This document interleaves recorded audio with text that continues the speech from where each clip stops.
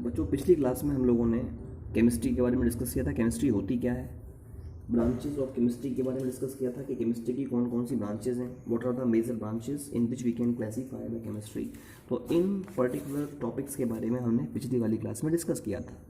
अब आज हम लोग बात करना चाहेंगे, जैसे केमिस्ट्री की बात की जाए, केमिस्ट्री होती क्या है बताया था कि केमिस्ट्री साइंस की वो ब्रांच है जिसमें हम मैटर के बारे में स्टडी करते हैं। मैटर है ना, स्पेसिफिकली मैटर की फिजिकल केमिकल प्रॉपर्टीज़ के बारे में, केमिकल कंपोजिशन के बारे में, फ्री एनर्जी चेंजेस के बारे में, ट्रांसफॉर्मेशन ऑफ मैटर के बारे में। All these things are studied under the branch of chemistry.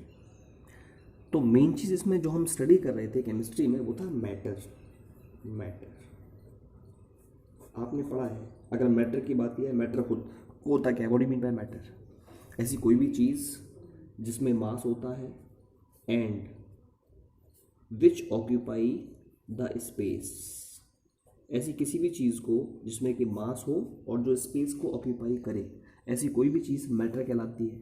जैसे ये pen, this notebook, mobile phone, chalk, duster, water, milk, any gas, carbon dioxide, oxygen, ये सारे के सारे मैटर हैं क्योंकि इनमें मास भी होता है और ये स्पेस को ऑक्यूपाई करते हैं। तो ऐसी कोई भी चीज़ जिसमें मास होता है और जो स्पेस को ऑक्यूपाई करती है उसको हम लोग मैटर कहते हैं।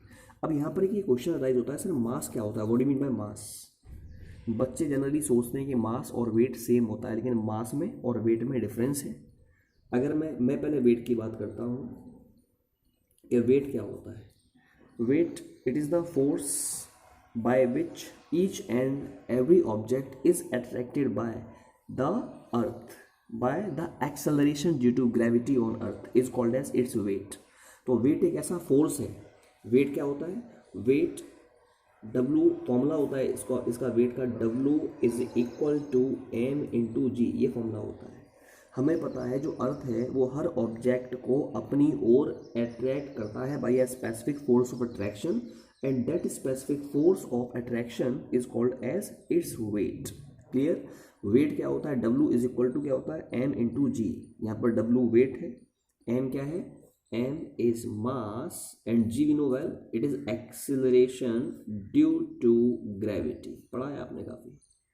हम ये भी जानते हैं अर्थ पर जो g है उसकी वैल्यू कितनी होती है? इट इज 9.8 मीटर पर second square. It is the value of g on earth. तो मैंने आपको बताया वेट क्या होता है। अब अगर हम यहाँ पर मास की बात करें, mass, question is that what do you mean by mass? Mass क्या होता है? तो अगर आप मास के बारे में बात करें इसी फॉर्मूले से, अगर आप m देखें तो m बराबर क्या हो जाएगा? W अपॉन जी। कहने का मतलब ये हो गया, अगर हम कोई भी ऑब्जेक्ट ले रहे हैं और उस ऑब्जेक्ट का अगर हम वेट निकाल लें और उसमें एक्सेलरेशन ड्यू टू ग्रेविटी से अगर हम डिवाइड कर दें, मीन्स 9.8 से अगर हम डिवाइड कर दें, तो हमें उस पर्टिकुलर ऑब्जेक्ट का जो मास है वो पता लग जाएगा।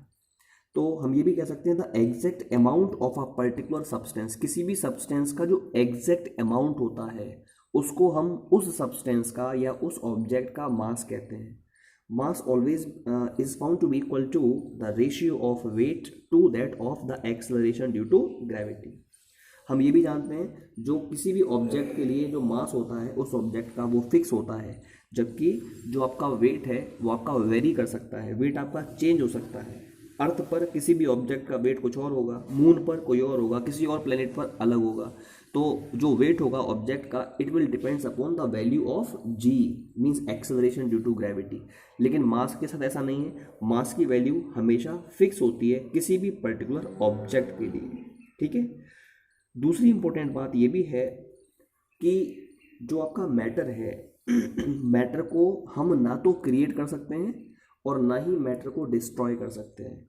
The only thing that we can do is we can convert one form of matter into another form of matter. तो मैंने भी आपको मैटर के बारे में बताया, मैंने आपको वेट के बारे में बताया, मैंने आपको मास के बारे में डिस्कस किया है। अब एक और टर्म है बहुत छोटा सा, आप जानते हैं एनर्जी। एनर्जी क्या होती है? सारे के सारे बेसिक टर्म्स हैं, फिजिक्स में केमिस्ट्री में भी यूज होते हैं, इसलिए मैं करा रहा हूँ इनको। एनर्जी क्या है? The capacity of doing work, the capacity of doing work, किसी भी काम को करने की जो कैपेसिटी होती है, किसी भी कार्य को करने की जो क्षमता होती है, उसी को हम क्या बोल देते हैं, it is called as the energy, उसी को एनर्जी कहते हैं। हम ये भी जानते हैं जो एनर्जी होती है उसको ना हम क्रिएट कर सकते हैं, ना ही एनर्जी को डिस्ट्रॉय कर सकते हैं। The only thing that we can do is we can convert one form of energy into another form of energy. Energy को केवल एक फॉर्म से दूसरे फॉर्म में कन्वर्ट कर सकते हैं। एनर्जी ना क्रिएट होती है, ना एनर्जी डिस्ट्रॉय होती है, ठीक है। अब इसके बाद में एनर्जी के बाद there was a specific relationship which was given by Einstein in energy as well as mass of an object. वो रिलेशन क्या था, E is equal to mc square. This was the relationship which was given by Einstein. ये एक relation था energy में और मास में जिसको आइंस्टाइन ने दिया था। हम ये भी जानते हैं यहाँ पर जो c होता है ना, c it is what, c is the speed of light, it is the speed of light. ये लाइट की स्पीड होती है, इसकी जो वैल्यू होती है 3 × 10⁸ मीटर पर सेकेंड, ठीक है। तो ये मैंने आपको इसके बारे में थोड़ा सा डिस्कस किया है। अब क्वेश्चन यहाँ पर एक ये अराइज होता है कि तो ये मैंने बता दिया आपको कि एनर्जी क्या है ना। What is Einstein's equation, E is equal to mc², ये आइंस्टाइन इक्वेशन है। आइंस्टाइन ने इस पर्टिकुलर इक्वेशन को प्रपोज किया था, ठीक है। तो ये मैंने आपको इसके बारे में थोड़ा सा डिस्कस किया। अब जो नेक्स्ट टॉपिक आएगा वो आएगा क्लासिफिकेशन ऑफ मैटर। जो आपका मैटर है, मैटर को आप किस प्रकार से क्लासीफाई कर सकते हैं। हमें पता है there are 2 specific criterias on the basis of which matter can be classified. पहला है on the basis of the physical properties and such type of classification of matter based upon physical properties is called physical classification. और दूसरा classification है on the basis of the chemical properties of matter. तो chemical properties के basis पर जो classification होता है matter का उसको बोलते हैं केमिकल क्लासिफिकेशन। तो मैटर को हम 2 तरीके से क्लासीफाई कर सकते हैं, या तो फिजिकल क्लासिफिकेशन के द्वारा या केमिकल क्लासिफिकेशन के द्वारा। हम जानते हैं फिजिकल क्लासिफिकेशन में जो मैटर है उसको 3 कैटेगरीज में बांटा गया है। One is solid, second one is liquid and third one is gas. Similarly, if we are discussing about the chemical classification of matter, तो केमिकल प्रॉपर्टीज के बेसिस पर जो आपका मैटर है उसको हम लोगों ने 2 पार्ट्स में बांटा है।